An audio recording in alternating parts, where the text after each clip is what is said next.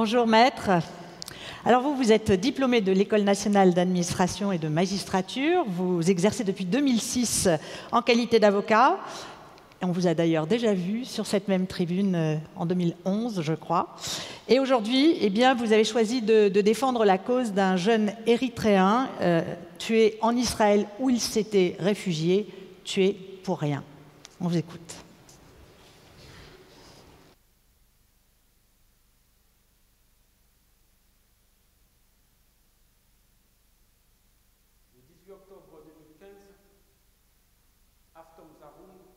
S'était rendu à Bersabée, une ville du sud d'Israël, pour renouveler son visa.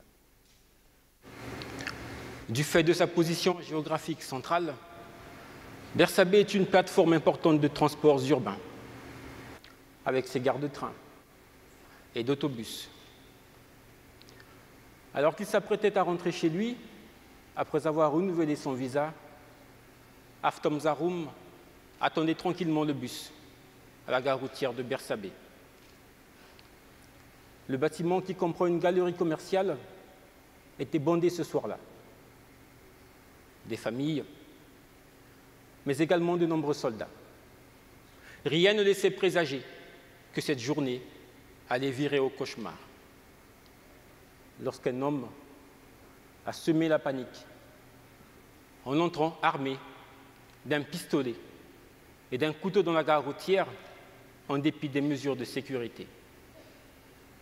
Cet homme a tué un soldat, s'est emparé de son arme de service, un fusil d'assaut M16, et a tiré sans distinction sur la foule, avant d'être finalement abattu à son tour par les forces de l'ordre.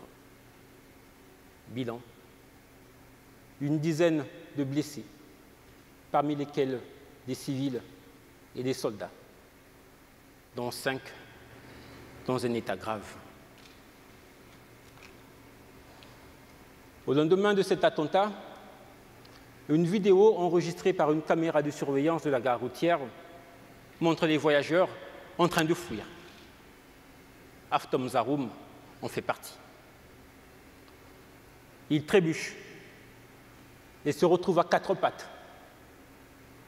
Dans la confusion, un agent de sécurité, muni d'une arme de poing, lui tire dessus en le prenant à tort pour un assaillant, alors qu'il tentait désespérément de se mettre à l'abri des coups de feu, comme d'autres usagers. Atteint par balle, Avtom Zaroum s'effondre,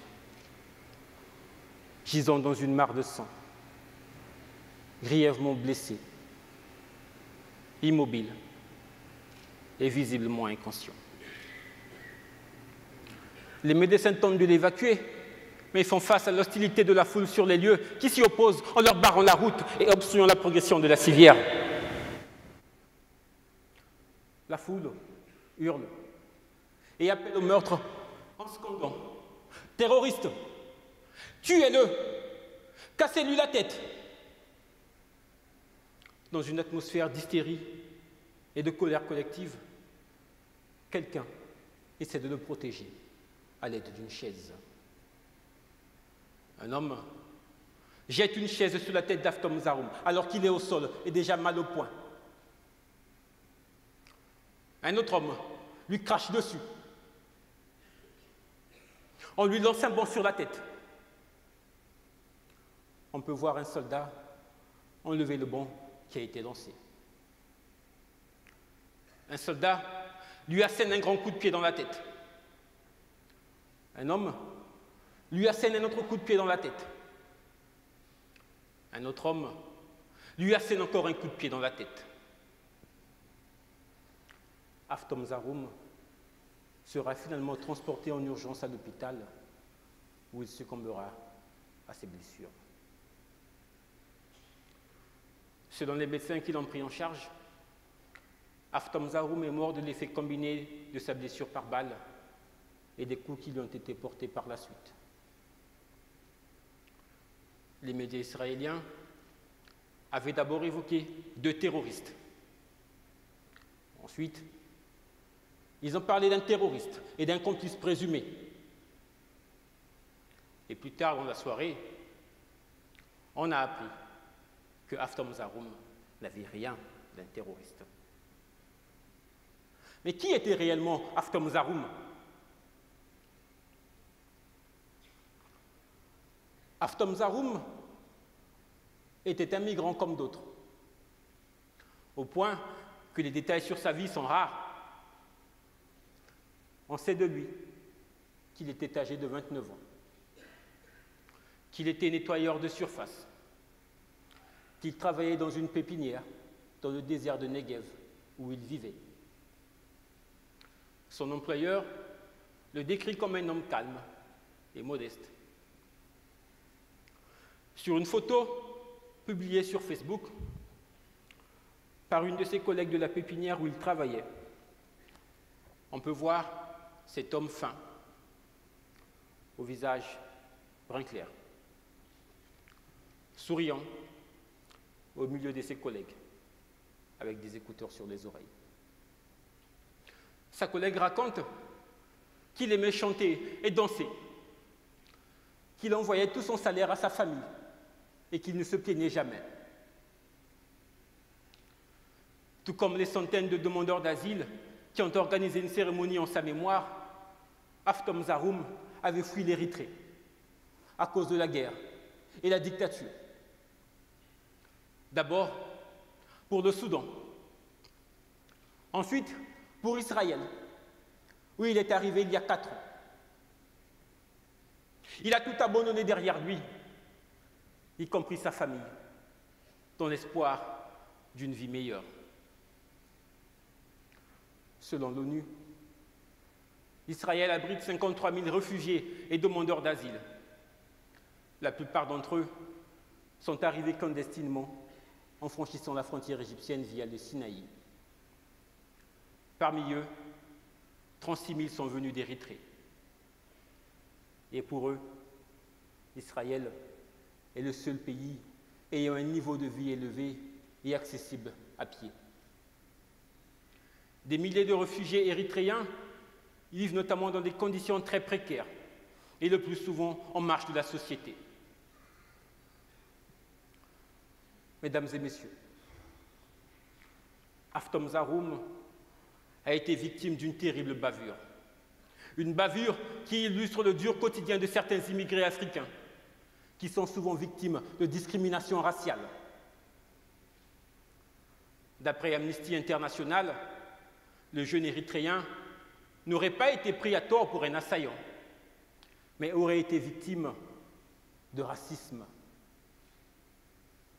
Pour cette ONG, Zaroum a été abattu par un officier de la sécurité israélienne simplement à cause de la couleur de sa peau.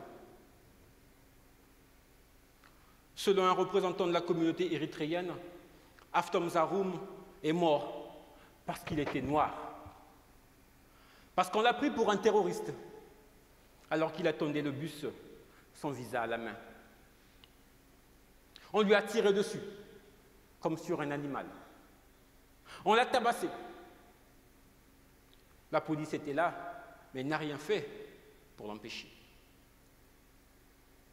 L'ambassadeur érythréen en Israël, qui dit avoir été très affecté par la mort d'un de ses ressortissants, a demandé à ce qu'une enquête soit ouverte et que les responsables soient traduits en justice.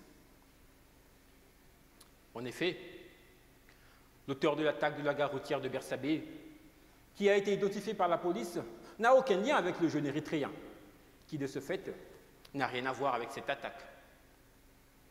Selon un porte-parole de la police, l'agent de sécurité qui a tiré sur Haftam Zaroum a été brièvement entendu avant d'être relâché. Au cours de l'interrogatoire, cet agent de sécurité a été cité par un média déclarant « Je suis sûr que c'était un terroriste. Il ne se cachait pas comme les autres. Je l'ai vu courir vers moi. Et il ne se cachait pas comme tout le monde. Et donc, je lui ai tiré dessus. » Cependant, une vidéo de l'incident largement partagée sur les réseaux sociaux contredit cette version. Dans la vidéo, on peut voir les images choquantes du jeune Érythréen, à terre, se faire tirer dessus par un agent de sécurité, puis être lynché par une foule déchaînée. Suite à cette attaque, le Premier ministre israélien a appelé ses citoyens à ne pas se faire justice eux-mêmes en déclarant dans des propos diffusés par la radio publique « Nous sommes un pays respectueux de la loi. Personne n'a le droit d'appliquer ses propres lois. » Et pourtant, aucun des agresseurs d'Aftom Zaroum n'a été arrêté ou fait l'objet de poursuites judiciaires. Aucun suspect n'a été appréhendé, alors que des visages sont bien visibles sur des vidéos capturées par des témoins et circulant sur les réseaux sociaux, ce qui aurait permis d'en identifier certains. Un homme qui a reconnu avoir participé au lynchage a déclaré sur un média « J'ai vu la foule autour de lui et j'en ai déduit qu'il s'agissait du terroriste. Si j'avais su que ce n'était pas le cas, croyez-moi, je l'aurais protégé, comme je me protège moi-même. » Dans de tels instants de panique, à cause de la pression, vous êtes amené à faire des choses dont vous ne vous rendez pas compte. Je n'en ai pas dormi de la nuit. Je continue à y penser. Mesdames et messieurs, Aftom Zaroum a-t-il été tué par erreur ou pur racisme? A-t-il été victime d'un meurtre raciste ou d'une terrible méprise?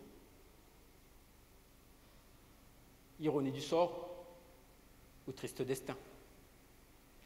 Mais quelle que soit la réponse que l'on peut apporter, son exécution va à l'encontre des droits fondamentaux consacrés par les textes internationaux.